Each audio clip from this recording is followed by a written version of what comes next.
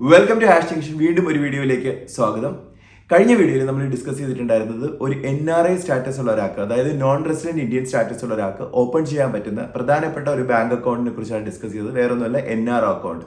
എന്താണ് NRO അക്കൗണ്ടും എന്തുകൊണ്ടാണ് ഏത് സാഹചര്യത്തിലൊക്കെയാണ് നിങ്ങൾ ഒരു NRO അക്കൗണ്ട് ഓപ്പൺ ചെയ്യേണ്ടതെന്നൊക്കെ നമ്മൾ ഡിസ്കസ് ചെയ്തു. അതുകൂടാതെ ഒരു NRO അക്കൗണ്ട്സിന്റെ പ്രധാനപ്പെട്ട ബെനിഫിറ്റ്സ് എന്താണ്, അതിന്റെ ഫീച്ചേഴ്സ് എന്താണ് എന്നും പറഞ്ഞിട്ടുണ്ടായിരുന്നു. പക്ഷെ ഇപ്പൊ ഞാൻ പറയാൻ പോകുന്നത് NRI അക്കൗണ്ട്സിനെ കുറിച്ചാണ്, അതായത് നോൺ റെസിഡന്റ് എക്സ്റ്റേണൽ അക്കൗണ്ട്. ഏത് സാഹചര്യത്തിലാണ്, എപ്പോഴാണ് നോൺ റെസിഡന്റ് എക്സ്റ്റേണൽ അക്കൗണ്ട് നിങ്ങൾക്ക് ഓപ്പൺ ചെയ്യേണ്ടതെന്നും നോൺ റെസിഡന്റ് എക്സ്റ്റേണൽ അക്കൗണ്ട് ഒരു NRI അക്കൗണ്ട് നിങ്ങൾക്ക് എങ്ങനെ ഓപ്പൺ ചെയ്യാമെന്നും ഞാൻ ഈ വീഡിയോയിൽ നിങ്ങൾക്ക് ഡിസ്കസ് ചെയ്യാം.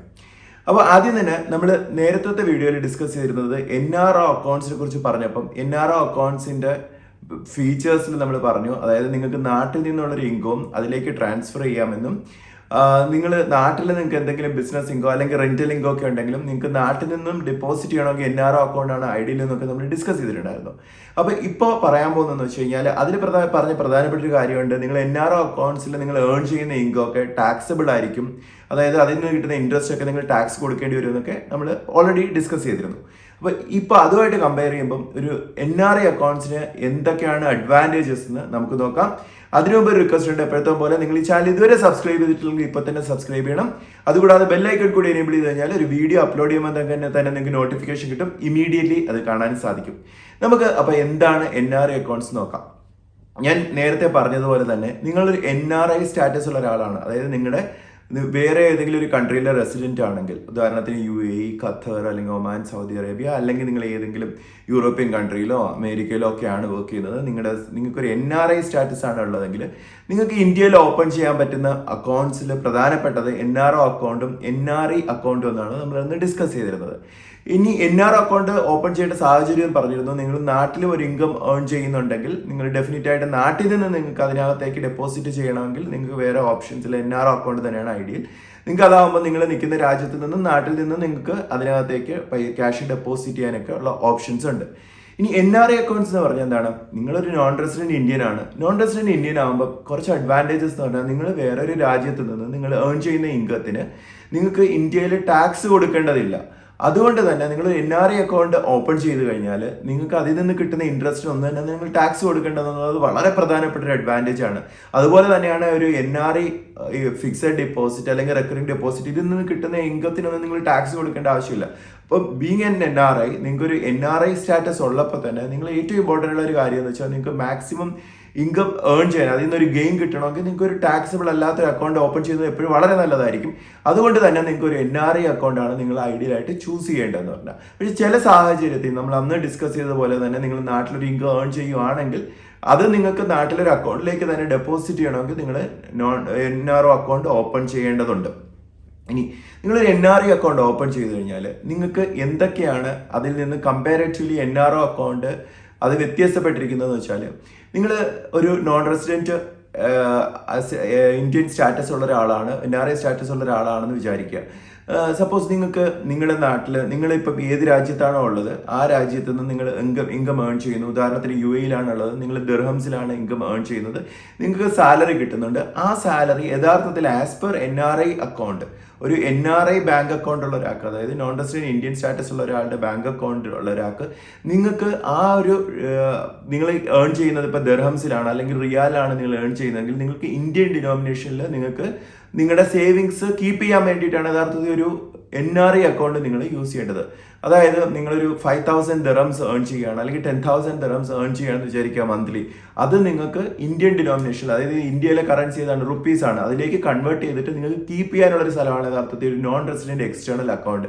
എന്ന് വെച്ചാൽ നിങ്ങൾക്ക് തിരിച്ച് ആ രാജ്യത്തെ കറൻസി ആയിട്ട് തന്നെ, നിങ്ങൾ ഏത് രാജ്യത്താണുള്ളത് ആ കറൻസി ആയിട്ട് തന്നെ നിങ്ങൾക്ക് റീപാട്രിയേറ്റ് ചെയ്യാനുള്ള ഓപ്ഷനും നോൺ റെസിഡന്റ് എക്സ്റ്റേണൽ അക്കൗണ്ട് തരുന്നുണ്ട്. പക്ഷേ NRO അക്കൗണ്ട്സിൽ അങ്ങനെ ഒരു ഫീച്ചർ ഇല്ല. ഉദാഹരണത്തിന് നിങ്ങൾ US ഡോളറിലാണ് ഏൺ ചെയ്യുന്നത്, നിങ്ങൾ US ഡോളറിലേക്ക് അത് തിരിച്ച് കൺവേർട്ട് ചെയ്യണമെങ്കിൽ, നിങ്ങൾക്ക് അങ്ങനെ റീപാട്രിയേറ്റ് ചെയ്യണമെങ്കിൽ NRI അക്കൗണ്ടിനെ സംബന്ധിച്ച് അത് പോസിബിൾ ആണ്. അപ്പം ഉദാഹരണത്തിന് ഇന്ന് നിങ്ങൾ ഈ മാസം നിങ്ങൾ കിട്ടിയ സാലറി നിങ്ങൾ അത് റുപ്പിയിലേക്ക് കൺവേർട്ട് ചെയ്തു, നിങ്ങൾ സേവ് ചെയ്തു, പക്ഷെ നിങ്ങൾ അത് ഇന്ത്യയിലൊന്നും യൂസ് ചെയ്തില്ല. ആ ഒരു വർഷം കഴിഞ്ഞതിന് ശേഷം നിങ്ങൾക്ക് കൺവേർട്ട് ചെയ്തത് നിങ്ങൾക്ക് വീണ്ടും ആ കറൻസിയിലേക്ക് റീപാട്രിയേറ്റ് ചെയ്യാനായിട്ട് ഓപ്ഷൻ ഒരു NRI അക്കൗണ്ട് തരുന്നുണ്ട്. അതിന് ഫോർമാലിറ്റീസ് എന്താണെന്ന് വെച്ചാൽ നിങ്ങൾക്ക് ബാങ്കിൽ ഡിസ്കസ് ചെയ്യാം. അതിന് നെസസറി ഫോം കൊടുത്തു കഴിഞ്ഞാൽ നിങ്ങൾക്ക് വളരെ ഈസി ആയിട്ട് തന്നെ നിങ്ങൾക്ക് റീപാട്രിയേറ്റ് ചെയ്ത് ആ കറൻസിയിലേക്ക് കൊണ്ടുപോകാൻ വേണ്ടിയിട്ട് പറ്റും. പിന്നെ എന്താ വെച്ചാൽ ഒരു NRI അക്കൗണ്ടിൽ ഇപ്പം നമ്മൾ NRO അക്കൗണ്ട് ഡിസ്കസ് ചെയ്തപ്പോൾ പറഞ്ഞിട്ടുണ്ടായിരുന്നത് നിങ്ങൾക്ക് ഒരു നാട്ടിലെ റെസിഡന്റ് ആയിട്ടുള്ള ഒരാൾക്ക്, അതായത് NRI സ്റ്റാറ്റസ് ഉള്ളവരില്ലാത്ത ഒരാളായിട്ട് ചേർന്നിട്ട് ഒരു ജോയിന്റ് അക്കൗണ്ട് ഓപ്പൺ ചെയ്യണമെങ്കിൽ NRO അക്കൗണ്ടിൽ പോസിബിൾ ആണ്. പക്ഷേ NRI അക്കൗണ്ട് എന്ന് പറഞ്ഞാൽ അത് പോസിബിൾ അല്ല. നിങ്ങൾ ഒരു ജോയിന്റ് അക്കൗണ്ട് ഓപ്പൺ ചെയ്യണമെങ്കിൽ നിങ്ങൾക്ക് NRI സ്റ്റാറ്റസ് ഉള്ള ഒരാളുമായിട്ട് ചേർന്നിട്ട് വേണം നിങ്ങൾക്കൊരു NRI അക്കൗണ്ട് ഓപ്പൺ ചെയ്യാൻ പറ്റുള്ളൂ. പിന്നെ എന്ന് പറഞ്ഞാൽ നിങ്ങൾക്ക് ഒരു ട്രാൻസ്ഫർ ചെയ്യുമ്പോൾ ക്യാഷ് ട്രാൻസ്ഫർ ചെയ്യുന്ന സമയത്ത് ഒരു NRI അക്കൗണ്ടിൽ നിന്ന് വേറെ NRI അക്കൗണ്ടിലേക്ക് നിങ്ങൾക്ക് ട്രാൻസ്ഫർ ചെയ്യാം, തിരിച്ചും ട്രാൻസ്ഫർ ചെയ്യാം. പക്ഷെ നിങ്ങൾ വൺസ് ഒരു NRO അക്കൗണ്ട് ആണെങ്കിൽ എന്താണ്, നിങ്ങൾക്ക് NRO അക്കൗണ്ടിൽ നിന്ന് നിങ്ങൾക്ക് സേവിങ്സ് അക്കൗണ്ടിലേക്ക് ട്രാൻസ്ഫർ ചെയ്യാൻ പറ്റും. പക്ഷെ തിരിച്ച് NRI അക്കൗണ്ടിലേക്ക് ട്രാൻസ്ഫർ ചെയ്യാൻ പറ്റില്ല. അപ്പോൾ NRI അക്കൗണ്ട് എന്ന് പറഞ്ഞാൽ NRI ടു NRI ആണ് ട്രാൻസ്ഫർ ആയിട്ട് പോസിബിൾ ആയിട്ടുള്ളത്. വൺസ് നിങ്ങളൊരു സേവിങ്സ് അക്കൗണ്ടിലേക്ക് ട്രാൻസ്ഫർ ചെയ്ത് കഴിഞ്ഞാൽ തിരിച്ച് നിങ്ങൾക്കത് വീണ്ടും NRI അക്കൗണ്ടിലേക്ക് ട്രാൻസ്ഫർ ചെയ്യാനുള്ള ഓപ്ഷൻ ഇല്ല. അതായത് ഒരു NRI അക്കൗണ്ടിലേക്ക് ട്രാൻസ്ഫർ ചെയ്യാനുള്ള ഓപ്ഷൻ ഇല്ല. അപ്പം പ്യൂർലി നിങ്ങൾ നോക്കുകയാണെങ്കിൽ ഏറ്റവും വലിയൊരു അഡ്വാൻറ്റേജ് എന്ന് പറഞ്ഞാൽ ഈ പറയുന്ന പോലെ നിങ്ങളുടെ കിട്ടുന്ന ഇൻട്രസ്റ്റിന്റെ ടാക്സ് പേ ചെയ്യേണ്ടതില്ല. ടാക്സ് പേ ചെയ്യേണ്ടതില്ലാത്തത് കൊണ്ട് തന്നെ ഒരു വലിയൊരു അഡ്വാൻറ്റേജ് ആണ്. നിങ്ങൾ സേവ് ചെയ്യുന്ന എല്ലാ കറൻസിയും അത് നിങ്ങൾ ഇന്ത്യൻ റുപ്പീസിലേക്ക് ആക്കി അതിൽ സേവ് ചെയ്ത് വെച്ചിട്ട് നിങ്ങൾക്ക് നാട്ടിൽ സേവിങ്സ് ആവശ്യത്തിന് നിങ്ങൾ യൂസ് ചെയ്തതിന് ശേഷം, അല്ലെങ്കിൽ നാട്ടിലുള്ള ബിസിനസ്സിന് വേണ്ടിയിട്ട് നിങ്ങൾ യൂസ് ചെയ്തതിന് ശേഷം ബാക്കി റിമൈനിങ് ആയിട്ടുള്ള എമൗണ്ട് നിങ്ങൾ ഈ സെയിം അക്കൗണ്ടിൽ തന്നെ നിങ്ങൾ കീപ്പ് ചെയ്തിരിക്കുമ്പോൾ ഒരു അഡ്വാൻറ്റേജ്, നിങ്ങൾക്ക് അതിൽ നിന്ന് കിട്ടുന്ന ഇൻകത്തിന് നിങ്ങൾ ടാക്സ് കൊടുക്കേണ്ടില്ല.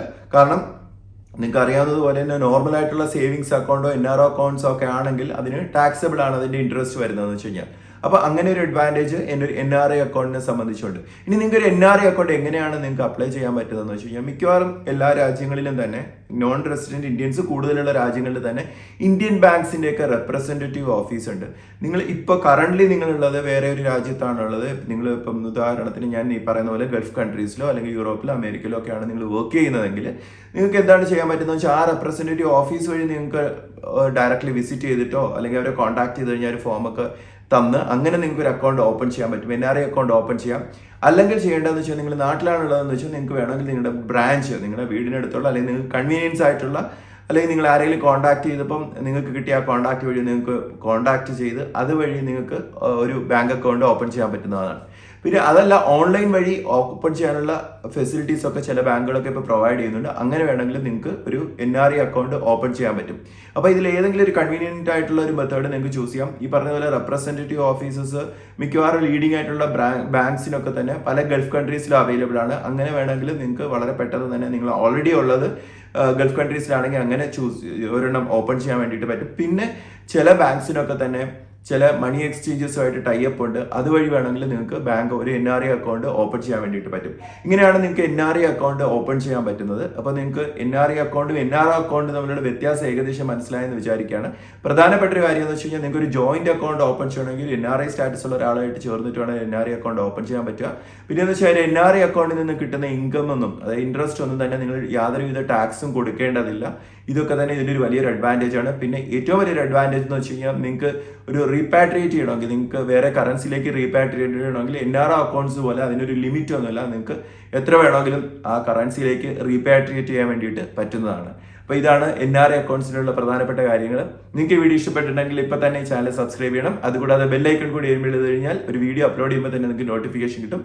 ഇമീഡിയറ്റ്ലി അത് കാണാൻ സാധിക്കും. Thank you very much.